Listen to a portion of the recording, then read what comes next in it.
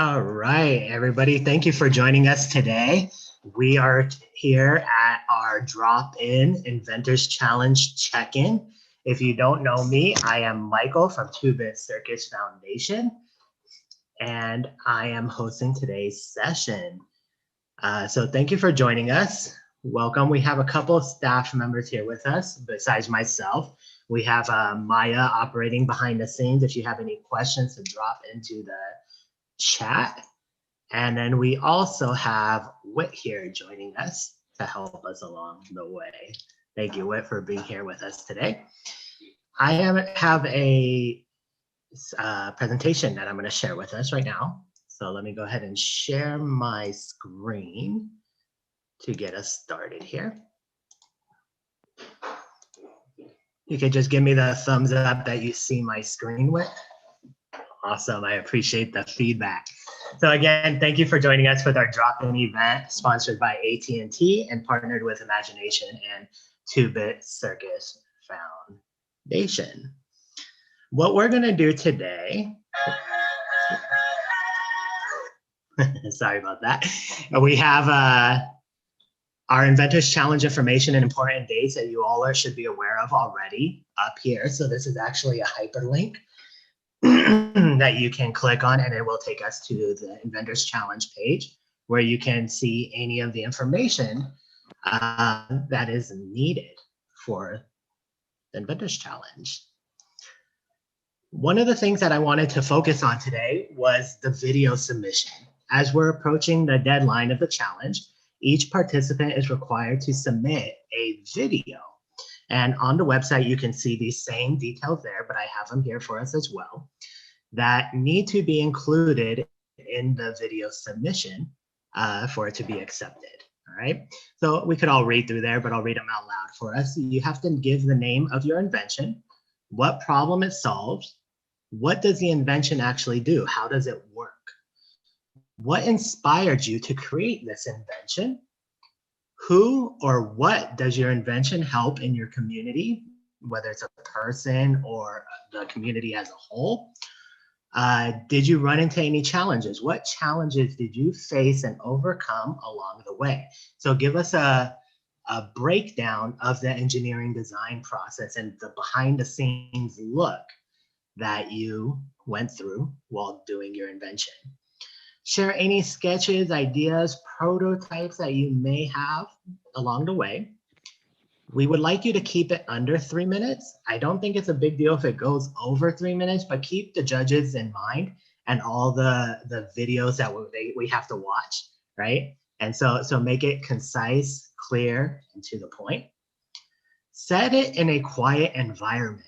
Make sure there's not a lot of background noise. If you have fans or something like that in the same room, be aware that they might not seem loud to you in person, but when the mic is there, it will pick up all of that ambient noise, and that will be in the video as well. So be cognizant of that. And then we ask you just to mention that this is made for the Inventors Challenge, that it's sponsored by imagination.org and AT&T in your video somewhere along there. All right.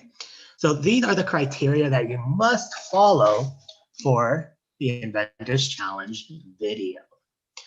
I thought it would be a great idea, and this is where I'm going to ask all of you to participate in today's little drop-in, is we're going to look at a couple video submissions from last year's Inventors Challenge.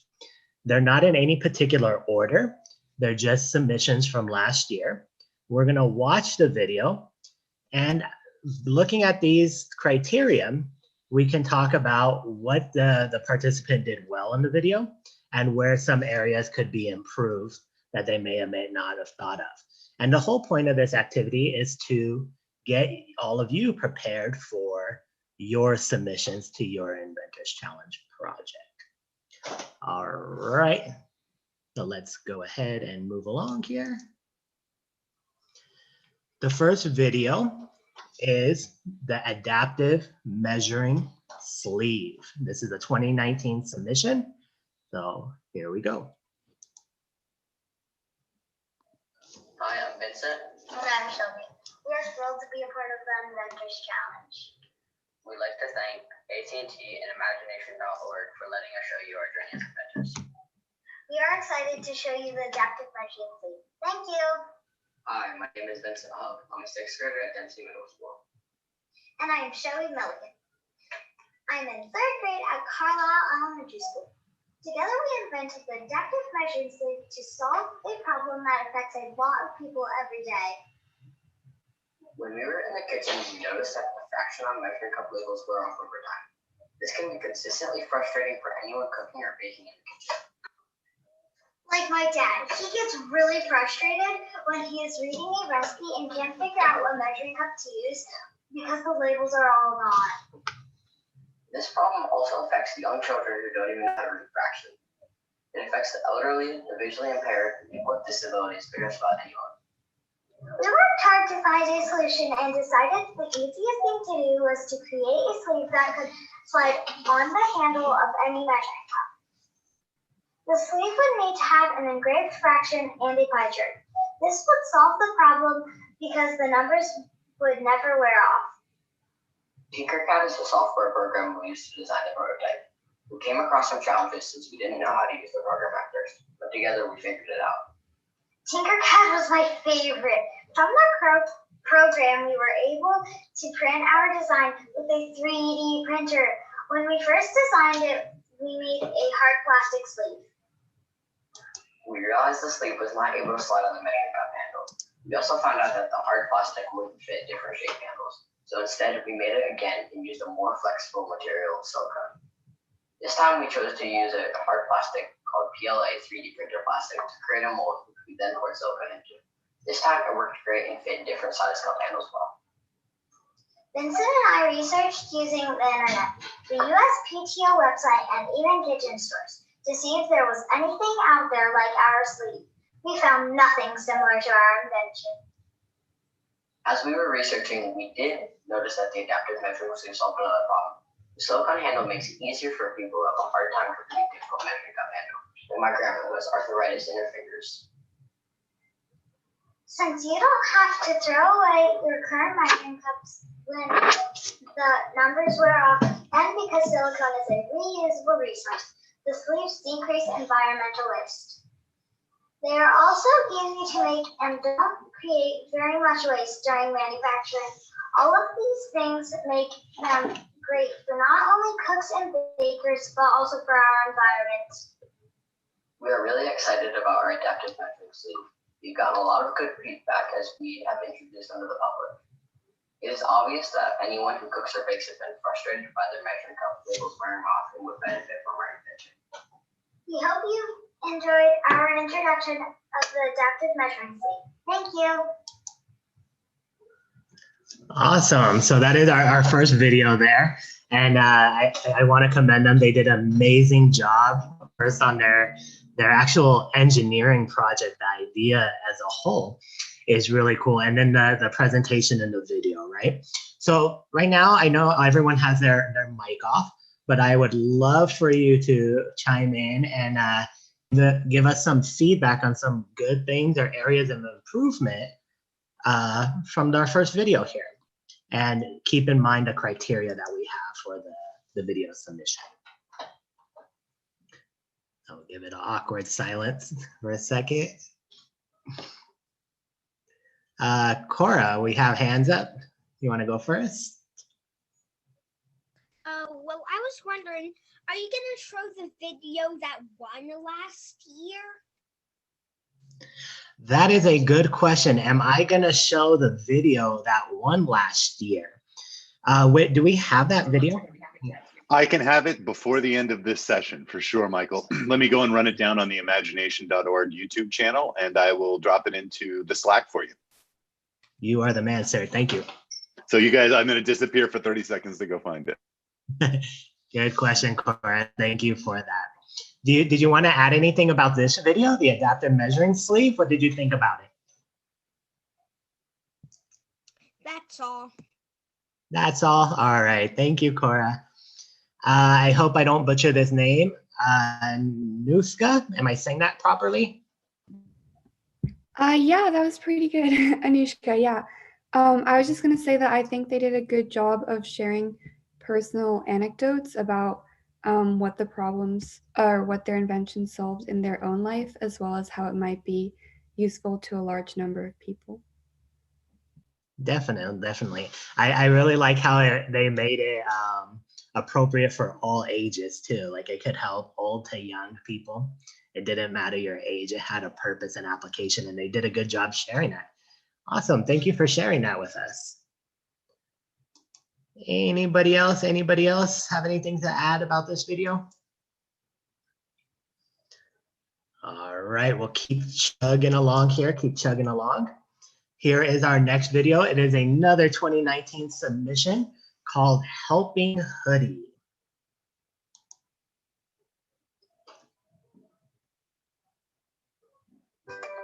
Hi everyone, I'm Shar, representing Project Cape for the Inventors Challenge, sponsored by Imagination.org and AT&T Aspire. And I'd like to introduce you to our friend and inspiration, Larry. Larry is a 24-year-old Swiftie who loves the color red and, as a person with autism, struggles with a condition called sensory overload. Sensory overload occurs when one or more of the body's senses experiences overstimulation from the environment. This can be caused by loud noises, bright lights, and large crowds. Those affected may shut down, lash out, or even run away.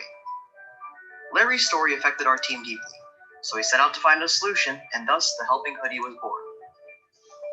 Our revolutionary product can be broken into two main parts. First, the lengthened hood allows for a functional and fashionable design that properly covers the head, blocking flashing overhead lights that can be distracting and/or initiate symptoms.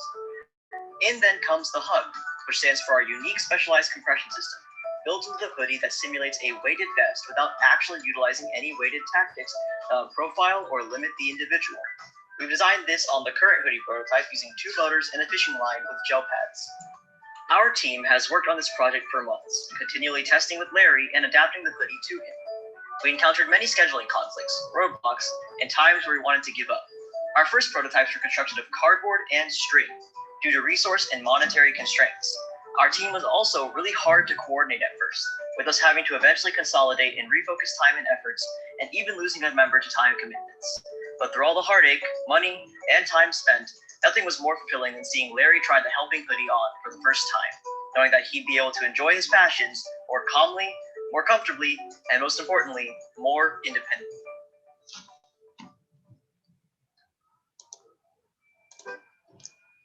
All right, that was our second video, the Helping Hoodie. What are our thoughts on this? What did they do well? And how can we compare this to the first video?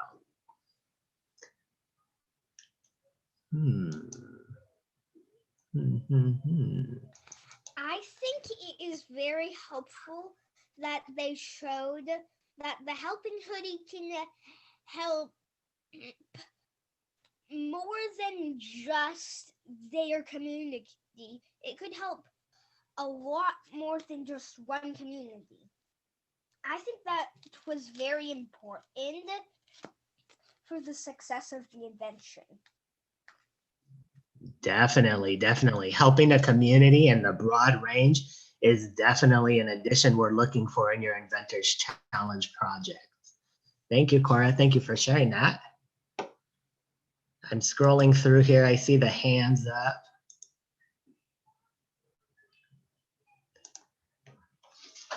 Dr. Leah Haynes, what are your thoughts on the submission video?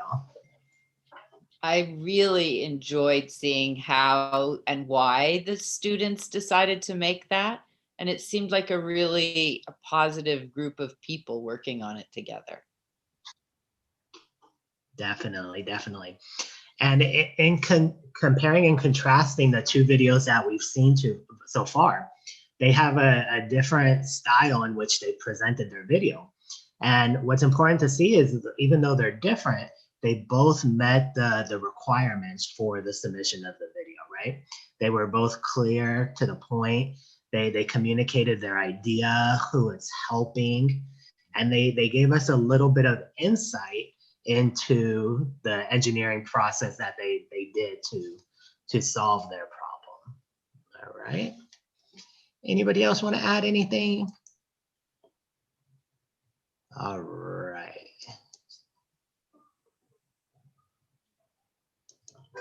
Hi everyone, I'm Shar.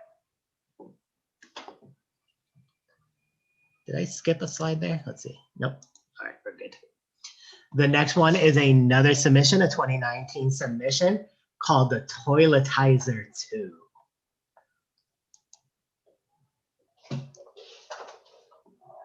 Hi, my name is Clara. I just finished 5th grade at Liberty Elementary School in Warrenton, Ohio. This is my submission video for the Inventors Challenge, brought to you by AT&T Inventor and Imagination.org. I'm the inventor of the toiletizer number 2. Did you know that 31% of men and 70% of women admit to not washing their hands after going to the bathroom? I know, it's absolutely disgusting. 80% of germs and bacteria can be transferred by touch alone.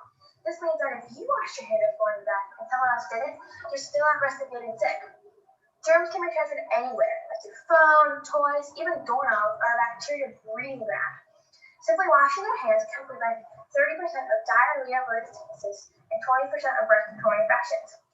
Did you also know 30 seconds of using hand sanitizer kills as many germs as 2 full minutes of washing with soap?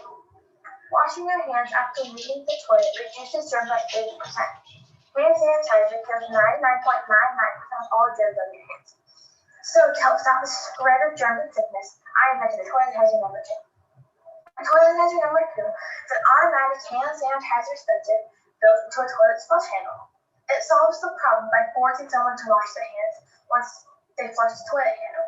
It is motion sensor activated. Once the hand is placed under the handle, hand sanitizer is dispensed. Allow me to demonstrate.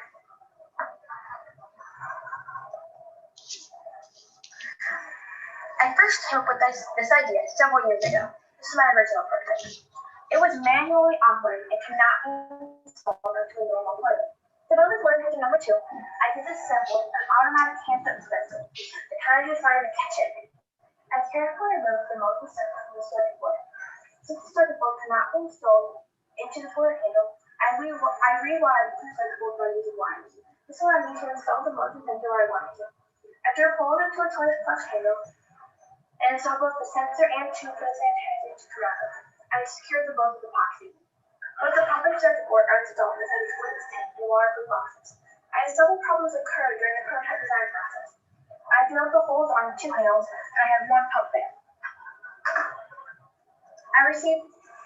After showing my prototype to several people, I received feedback saying that too much hand sanitizer is being spent. To resolve this, I installed a resistor and moved the location of where the sanitizer was dispensed.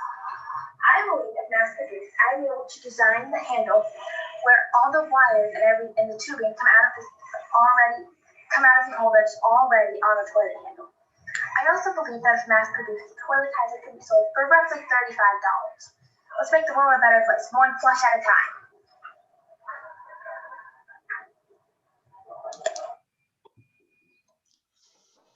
Great, great, great. So what are our thoughts on this video? What do we think? What did she do well in her presentation of the video? And is there any areas of improvement that can be suggested? Scroll through here. Well, I have some ideas and comments on that, but I don't want to jump ahead of any of the kids who want to talk. So you let me know, Michael, if I should wait. Yeah, they were raising their hand in there. I don't see any hands raised. So go ahead, Leah. Okay. Oh, we have a hand raised. Really, oh, please go ahead with it. Yeah. Oh, so sorry. Also go if you'd like. I was just gonna say that I think they clearly showed their prototypes and the thinking behind how they progressed forward in their inventions and how they solicited user feedback to do that. Definitely, definitely. And I think she hit the nail on the head with the marketing aspect here and the real world application. I think she did amazing with that. And Leah, what would you like to add? I really liked that she has her original prototype there and all of the things that she felt could be improved and that she worked on it and made the improvement for the next version. I would suggest to all of the kids on who are going to submit a project that you want to test your audio carefully, because I hope it was just my computer, but I had a really hard time understanding her. I could kind of hear her voice, but I only got every third or fourth word because the speaker is so far from where she is. Definitely, and that's something that I wanted to critique in this video as well, is there was a lot of background ambient noise that made it hard to hear. And if you're filming from something like a cell phone or a tablet, just be prepared. Those ambient noises are going to be picked up really quickly and they're not going to be isolated out.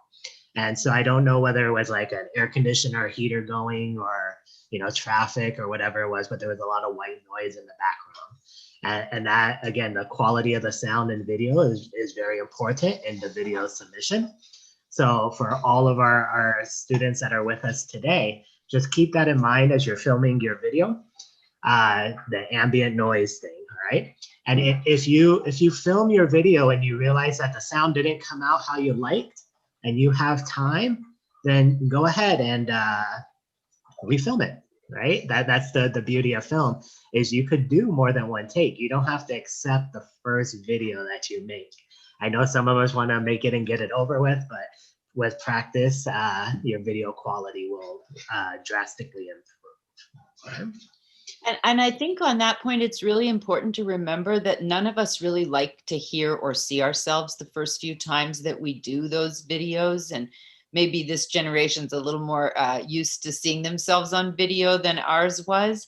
But in the same way as she had different versions of her invention, you can have take number 1 through 30 and still be submitting a video. You can do as many takes as you want. It's one of the beautiful things about doing video and doing it on your phone. You can just erase what you don't like, or you can keep them and see the progression of that part of your work as well, because it's being able to create something that's really helpful to the community is important. And then being able to communicate your message is equally as important, or people won't know about what you've created. Yes, definitely. And on that note of practicing the video over and over again, some of us might be thinking, well, we only have a couple more weeks till the video has to be in and the project has to be submitted. Well, I just received some good news that we're actually extending the deadline to February 15th, right? So you have about a month, 4 weeks left to work on that video and make any changes that you want to make into your invention. All right. So just be aware of that. Sorry, Michael. I was just going to say we did that because a class of students, a teacher reached out and said her whole class was working on presentations, but they had had some difficulties and weren't going to be able to submit until the 15th. So we will stop taking new submission or new enrollments at the appropriate time, but all of you who are enrolled and planning to submit will have an extra 2 weeks to submit. That's great news. That way we have more participation and more inventions to look at. I'm so excited for that. Yeah. Great. Do we have any more commentary that we would like to share on the toiletizer? I just thought this was such a cool invention, as we're dealing with things like COVID and stuff like that for sanitary purposes. Something like this could take off in the near future. So a great little project. All right. It's a bird contest inventor challenge. Sponsored imagination.org, AT&T, May 2019. My name is Zaira. I'm from Morelia, Mexico. I have 8 years old. My grandma Conchita has beautiful eyes, but she has to take care. The doctors say that she has a shot in the left eye. In May 7th, doctor operated her in a famous hospital in Mexico City. After the operation, it has to be in this position. This is a problem. My uncle Luis told us that the device was expensive, $200. My dad and I decided to build a cheap device for my grandma. Here you can see my first sketches. We took a simple idea of my chair of my dolls.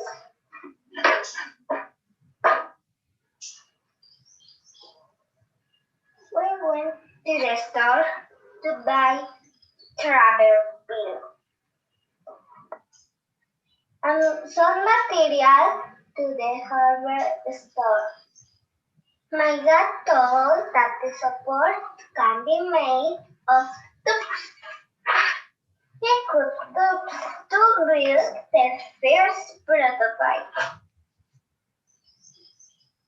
But my grandpa said that it was just the position.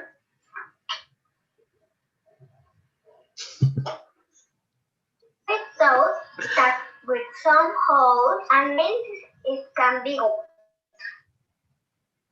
Here you can see the results.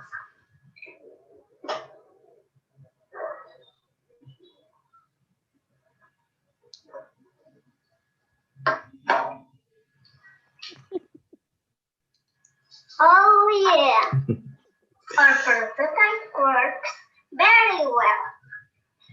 It costs $10.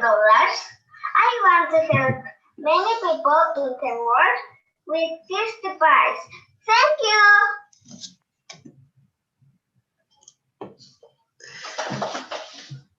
Cora, we have a hand up. Go ahead, Cora.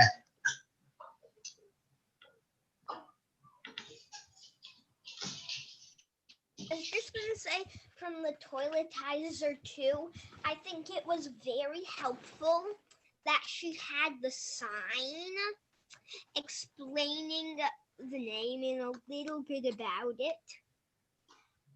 I think that was very helpful, even if I never really got a chance to read it. Yes, it definitely was. Yeah. So something with the billboards in the back, like I see a lot of the presentations have the old trifolds that you use. And so those are helpful when you're displaying the information. Sometimes in video though, it might be hard to see what's on them in the background there, right? So that would be a creative challenge for all of you when you're making your videos. If you do the trifold route, how can you also share so we get a better view of some of those images that you have there? And this young lady with her head support device, I think she did that with flashing them in there in the middle of the videos, the cuts. It's a good way to show us some of those closer images that we might not be able to see in the background. Thank you, Cora, for that addition. Anyone else? Anyone else? I wanted to say, I felt like she saw a problem for someone that she loves, and she went to work to try and solve it. And I think that there's such beauty in that, and she did such a great job of explaining. And English is her second language, so this was a real effort for her to explain this to us in English. I'd love to hear her do it in Spanish as well, because I think she would be even more enthusiastic. But I really appreciated the way she presented her projects, and it felt very genuine. I think for the next group of submissions, I would love to see people move that. We're moved by people we know and love who are struggling.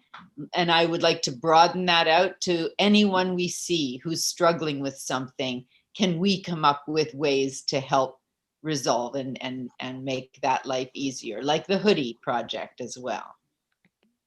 Yeah, I think that's a very important part of engineering, is that humanitarian aspect, and solving problems for other people and helping them is truly at the heart of engineering.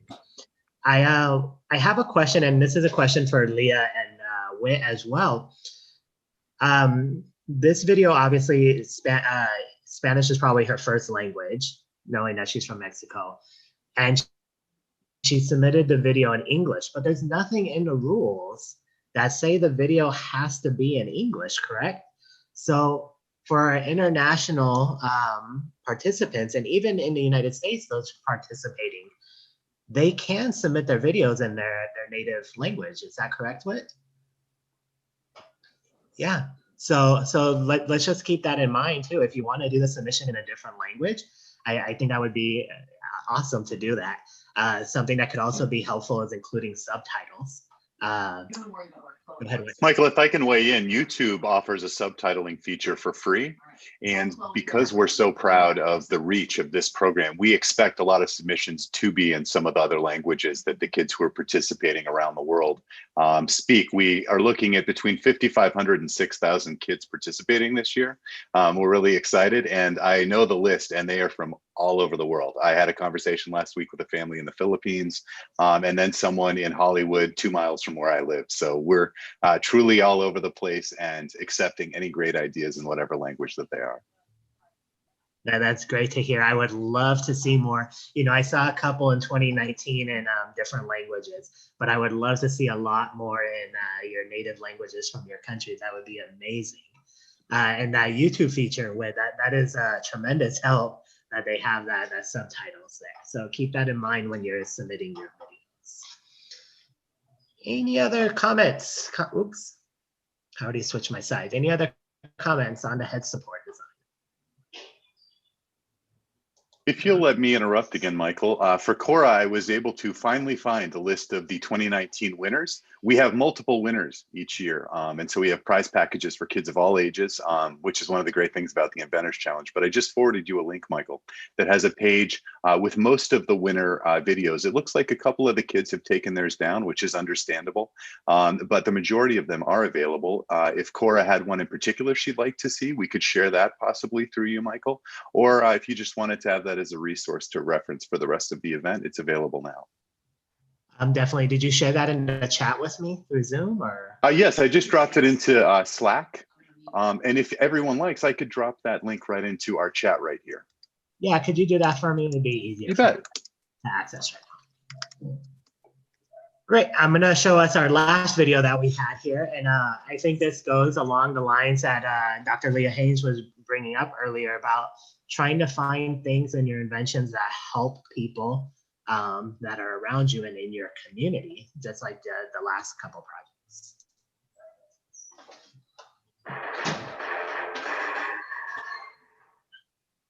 Hi, my name is Caleb. I invented an easy door opener for the Inventors Challenge 2019, imagination.org, for the Imagination Foundation in partnership with AT&T Inventor. The easy door opener helps anyone, young or old, to open doors very easily. For example, if you have pets, babies, if you're on fire and cannot touch the doorknob, if you don't have the ability to use your arms, if you're holding lots of things. Also, the elderly can use it if they are weak and have trouble. Here's how it works. When you step on the knob on top of the pedal, that pulls down a rod, which connects to a contraption that attaches to the doorknob, which then turns the doorknob. And as you can see, I added rubber under here to grab the doorknob, because without it, it wouldn't work. Suppose one day that you're watching your favorite TV show and your dog Sparky wouldn't go off at the 10th time of the day. Well, the easy door opener can help with that, so you don't have to give up.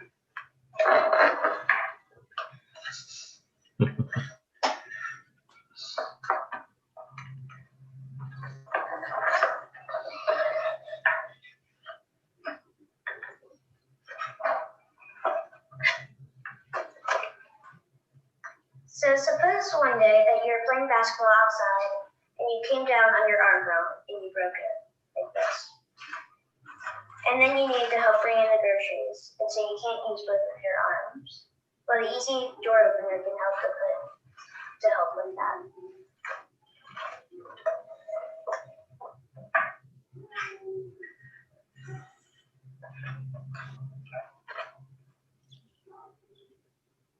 I used to have a product when I was a baby to help me reach the light switch.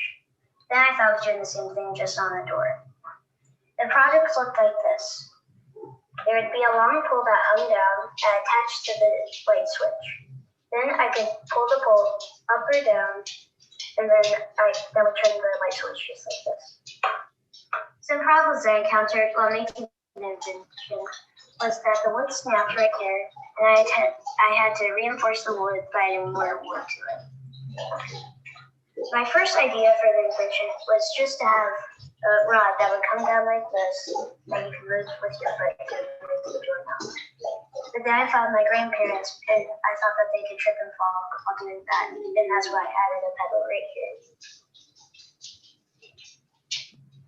Here is my prototype of my idea for the easy door opener. Others could find the easy door opener quite useful for their everyday needs. Thank you. Bye.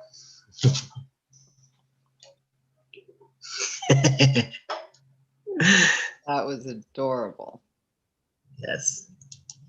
So again, this talks about like the application to somebody close by, right? The humanitarian aspect. And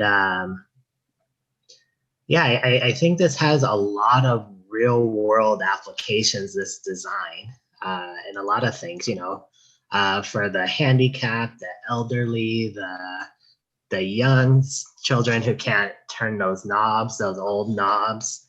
I like the application of the fire, you know, that's not something that I thought about, you know, so thinking creatively in those ways is something that is good for the Inventors Challenge, but even more so to include in your video, right? One of the things is to talk about who your invention helps in the video. And as you could provide more and more information in those 3 minutes to that, I think that could help you lead to winning. So keep that in mind to broaden the discussion on who your application is for and who it's going to help. I really like that he talked about the inspiration for it, and also that he compared it to something he had as a very small child that helped him turn the light switches on and off. It shows his ability to see a problem and use the references from his own life to start the idea of how to solve the problem. His prototype was pretty nice to see too, because he really had to think through all of the elements of making that handle turn. The fact that he came up with the idea of putting the rubber behind it so that it had something to grab onto. I really enjoyed that video. Definitely. And if there was one thing that I could improve a little bit is the sound. Again, if we could go back to the sound, there was a little bit of ambient noise in this one as well. And especially with the younger kids, they tend to talk lower. And so maybe having like a mic attached to them or the camera closer so that audio could be picked up a little bit clearer could be helpful, right? So keep that in mind. Or if you are a young student and you're listening to this, keep that in mind and talk louder, right? Use your outside voice and talk as loud as you can. Don't scream, but talk as loud as you can. So that way we could hear you clearly. Anything else anyone wants to add? All right, well, I think that was the last video I did want to share. I noticed we have the comments in here. Let's see, I don't know if I could access them while sharing my screen. I wonder if the students who are with us would tell us a little bit about what they're working on. Yes, that's good. I'm gonna stop sharing right now. So for anybody in the chat, let's talk about your invention. What are you working on? And even if you don't, oh, there's Cora, go ahead. Or I'm working on a sweet potato pop. I'm realizing that I froze it before I stuck the straw in. So it's kind of sweet potato mush, but I'm eating it right now. I love that you've already tried it and that you know what you have to do next time to correct it. But I'm also really impressed that you're not letting anything go to waste.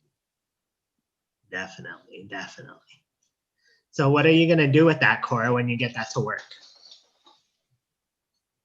Well, I'm thinking I might be sucking one during the video. And what was your motivation, Cora, for making it? Well, I was eating sweet potatoes for dinner, and I was thinking about the invention contest. Then I considered that a sweet potato pop might be a good invention. They're very healthy for us.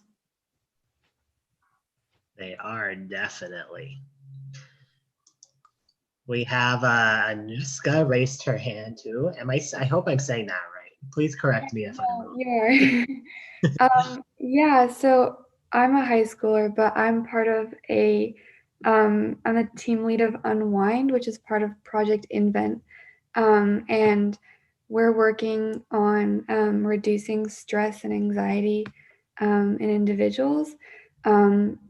So we're creating what we market as a next generation stress ball to combat that. So yeah, basically our stress ball has two functions, one of which is a calm heartbeat, and then the other is a light that fades in and out for guided breathing.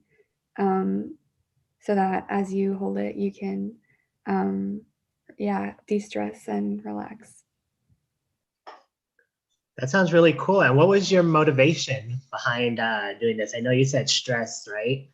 Yeah. Was it a local issue that you were experiencing in high school or what? Yeah, so our founder's best friend struggled with anxiety, and we also noticed that being in high school, which is obviously a pretty stressful environment with the pressure of college and grades and social issues, a lot of people in our class were also struggling with stress. And when we talked to her, she mentioned that having an object was really comforting to hold, but that she wanted something that was more discreet and that she could kind of take with her. So we modeled our product after a river stone. And yeah, that's kind of how we got here. I like that idea a lot. I also and have you found your classmates more stressful as a result of the distance learning, or do you think it's mostly for adults who are having trouble? I think distance learning probably does play a big impact. I think also like during Zoom classes, it can be a really like stressful place if you're worried about participating, or yeah, if you feel like you're spending too much time on the screen. Both of those could contribute to stress. So I think one thing that we're excited about for our product is that you could hold it like while in a Zoom meeting or something like that, so that it might help comfort you there. That sounds really cool. I'm very intrigued by, you said you wanted to do some sort of light, like shading light, right? That is used for breathing. How exactly is that working? Can you talk a little bit about that? Yeah, sure. So we have a custom PCB. We just completed our first prototype, so we're kind of doing a little bit of user testing right now. But basically, for the heartbeat, we use a vibration motor, and then we programmed an LED to fade in and out. So basically, our product is made of silicone, so it's semi-translucent. And as you hold it and once you turn it on, if you're using that function, you'll be able to see the LED light going on and off at timed intervals. And we base that off of like light gifts, which people use to sync their breathing to kind of encourage deep breathing. So that's a really cool thing.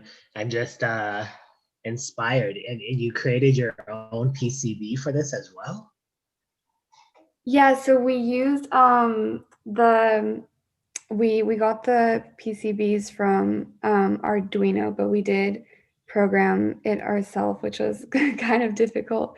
And we did run into a lot of problems with that. We originally wanted to turn it on with a pressure sensor, but we were having some troubles with that. So we kind of went through different mechanisms to switch between the modes. So that has been a challenge for sure. Cool. Is there any sort of like LCD readout or anything in there that shows like the mode it's in? We currently have like 2 modes, but there isn't a way for the user to, I guess, they would recognize it by like the function emitted.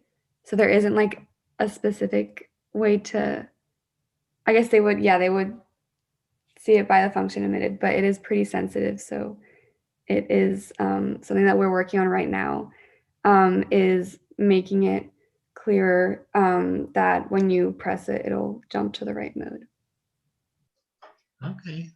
I'm really looking forward to seeing the video and the final product of it. I'm excited. That sounds really cool. I like it. Leah, did you have any other questions or? Well, I wonder if Rudy has anything that he's thinking about making or in the process of making that he can share with us.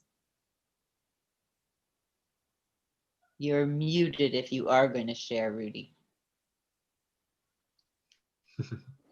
Maybe not. Maybe not. Just listening in today, which is okay.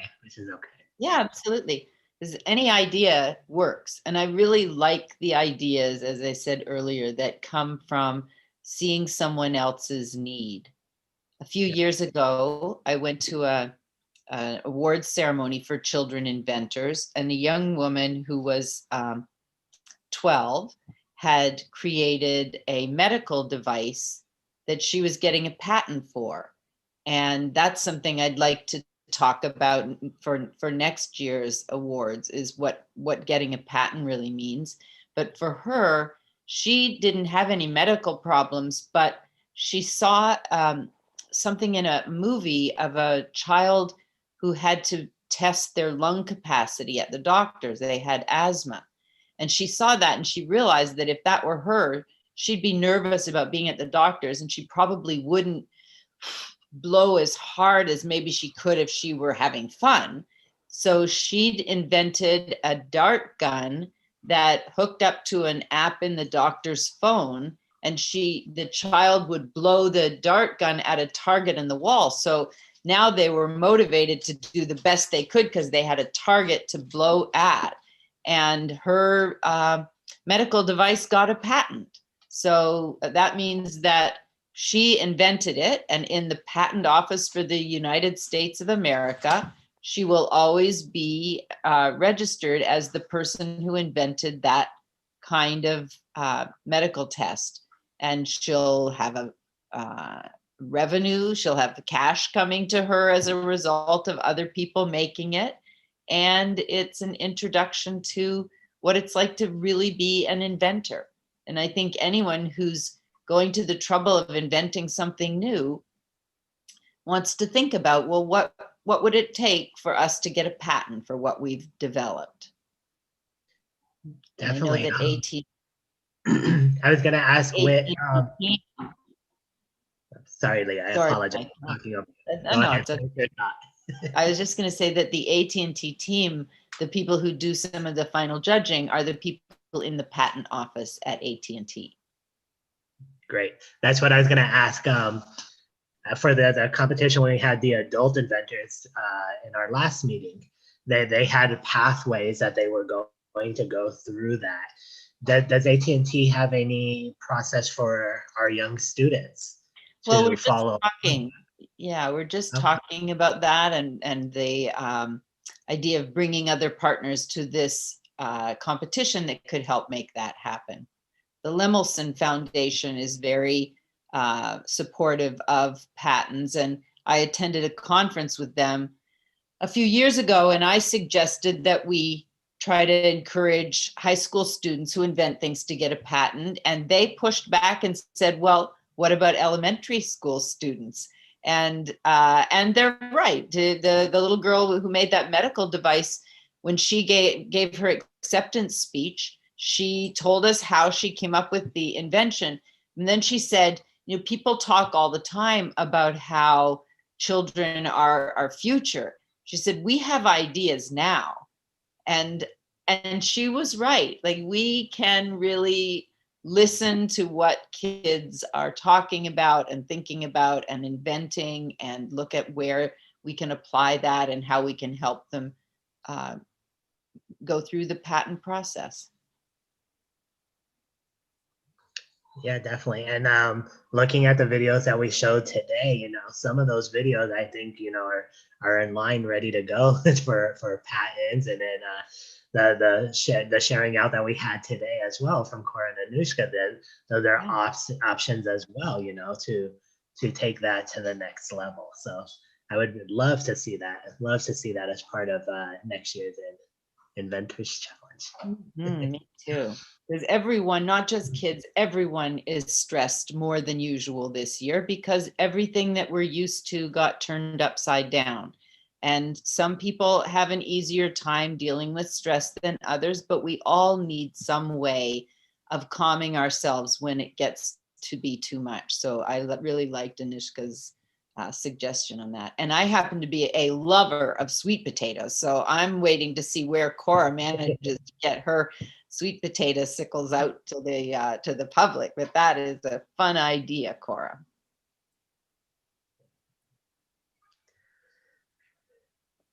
All right. I think that brought us full circle. We got to share out with the people here, and we got to watch some submissions from last year to encourage our participants this year on ways that they can make their videos better and improve, and not to be afraid of doing it multiple times, and check that sound and the lighting, as I sit in poor lighting right now.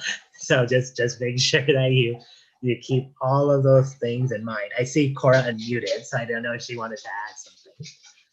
Well, actually, my name's Hazel. I'm just on Mom's computer. Oh, okay. Thank you. Welcome, Hazel. Hazel. And cool name. Yeah. Did you want to add anything else, Hazel, or that was it? No, nothing else. Okay, thank you. Well, at least we know your real name now. Yeah. Thank you for letting us know. Awesome. Do we have any housekeeping stuff that we want to share with our community? I mentioned extension of the due date for the projects. Anything else?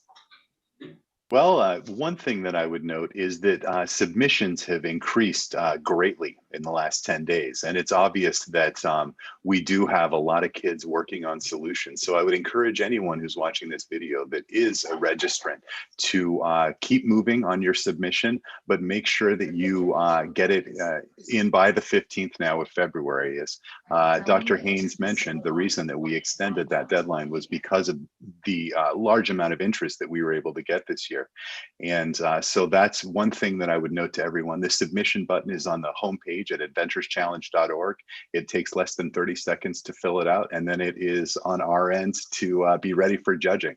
The other things that I would mention are that this event right here is going to be available on both Facebook and YouTube after we finish live streaming immediately at imagination.org, and also 2-Bit Circus Foundation. For those of the kids and people who are here that don't know, imagination.org has been hosting the Inventors Challenge for years now, and they are a part of 2-Bit Circus Foundation. And so we all work together to make an impact in the STEAM education world and creative play as well. But what I'd love to mention quickly for me has been the inspiration I've personally found working in the Inventors Challenge, and noticing, just building on what Dr. Haynes said earlier, that solutions can come from kids. And we have proof of it on YouTube of amazing things that have been fixed by kids at much younger ages than I personally would have imagined, even as a parent. And so I love that everyone is shooting for the moon and coming up with giant solutions. I'm excited to expand the scope of the problems we're going to address next year, and include things that are affecting people personally. But I'm very, very excited, especially by Anushka and Cora, Hazel, attending and sharing their ideas today, because that's what this is about. And that's why we're all here, and we're so excited to see what everyone's coming up with. And you guys have 1 month minus a day to perfect your idea and get it up on YouTube for us. That's my challenge. And I'm glad, Awesome. Rudy, you were here. I know you've been quiet through it, but I'm happy that you were here with us. And I wanted to say one thing before we go to about trial and error, and the word that scares most of us, failure. Failure is part of the process. So don't worry. I love the fact that Hazel told us that she tried something today, forgot an element, and is going to go back and fix that. And we heard that in several of the presentations from past submissions, that the first version usually doesn't work. So don't worry. Sometimes it takes 8, 9, 10. With researchers and inventors out there in the world, they try sometimes dozens and even hundreds of times before they get it right. So don't let a few setbacks get in your way. Just get back in there, figure out what went wrong, and send us your video. Can I interrupt quickly? We have something really cool on Imagination's Instagram account right now, where we have a bunch of videos about what inventions have been brought to the world by kids in the past. And so you can go there and find out that a kid invented the trampoline.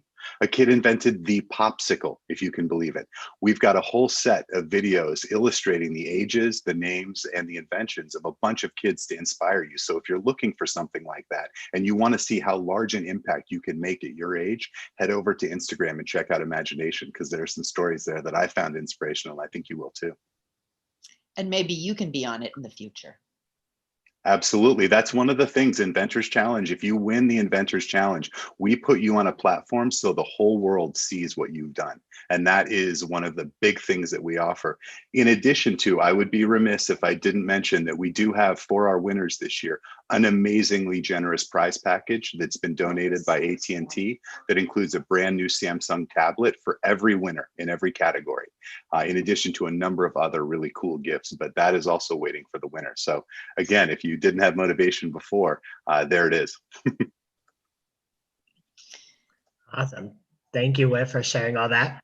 We did put the link in the chat for some of last year's winners, and more videos that you could see on our YouTube channel. I'm also going to put my email there for anybody. If there's any follow-up questions or you need to reach out to us, you could email me and then I'll send you in the right direction to get those answers for you. Okay. Thank you again for joining us today on our Inventors Challenge check-in sponsored by AT&T. I hope you all have a wonderful weekend, and we'll see you all soon. Take care. Bye. Thank you. Thank you so much.